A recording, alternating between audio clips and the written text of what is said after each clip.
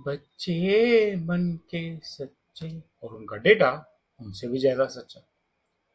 वो नहीं समझते कि उनको क्या चीज खरीदनी चाहिए, वो नहीं समझते कि उनको कौन सी वेबसाइट पर जाना चाहिए, गैम्बलिंग करनी चाहिए, नहीं करनी चाहिए। इसीलिए हम उनका ध्यान रखते हैं और भारत सरकार ने भी कानून बनाया है टीपीटीपी रूल्स में कि कैसे बच्चों के डेटा का ज्यादा ध्यान रखना है। मेरे यूट्यूब चैनल पे आपका स्वागत है, जिसपे आप रोज डेटा प्राइवेसी में नया कंटेंट देखते हैं। और आज हम बात करने वाले हैं इन मन के सच के बच्चों का डेटा कैसे हैंडल करना है। सबसे पहली बात, ये बहुत स्टैंडर्ड बात है, ये आज की कल का नया रूल नहीं बन रहा। हमारे देश में 18 साल से कम उम्र के बच्चों को, मतलब बच्चों की जो डेफिनेशन है वो 18 साल से कम उम्र। इसीलिए हम अपने बचपन में भी जब बैंक अकाउंट खोलते थे तो अंडर गार्जियनशिप खोलता था, यानी कि हमारा बैंक अकाउंट जो है हमारे पेरेंट्स के कंट्रोल। प्रिवेसी के आने से पहले भी मेरी बिटिया का भी जो बैंक अकाउंट आज 10 साल से है वो मेरी गार्जियनशिप में, सिग्नेचर मेरे चलते हैं। प्रिवेसी में भी उसी चीज को मेंटेन किया जाएगा। बच्चे का लीगल गार्जियन या बच्चे का पेरेंट इक्वली या कह लीजिए ज्यादा इंपॉर्टेंट है, क्योंकि बच्चे अपना डिसीजन खुद नहीं ले पाते, बच्चे नहीं डिसाइड कर पाते।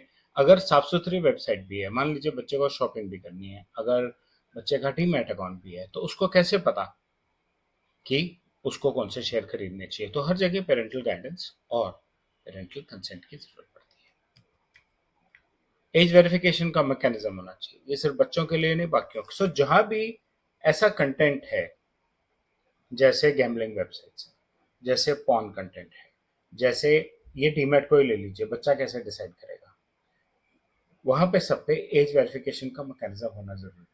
कोई बच्चा 25 साल की उम्र डाल दे और आपने एज वेरिफिकेशन नहीं की, गलत हो जाएगा। एज वेरिफिकेशन करने के बाद आप बोले जी मेरी साइट पे तो 18 से कम को अलाउड नहीं, please thank you very much, login ही नहीं क्रिएट होगा। या एज वेरिफिकेशन करके आप कहें कि बेटा आपको अलाउड है लेकिन रिस्ट्रिक्टेड चीजें अलाउड है और उसके लिए आपके पेरेंट्स का कंसेंट चाहिए, तो पेरेंटल वेरिफिकेशन भी इंपॉर्टेंट है। इसलिए जो भी मेथड आप यूज करें वो रीजनेबल होना चाहिए, मेजरेबल होना चाहिए। पेरेंट्स का कंसेंट, पेरेंट्स का अप्रूवल बहुत ज्यादा जरूरी है।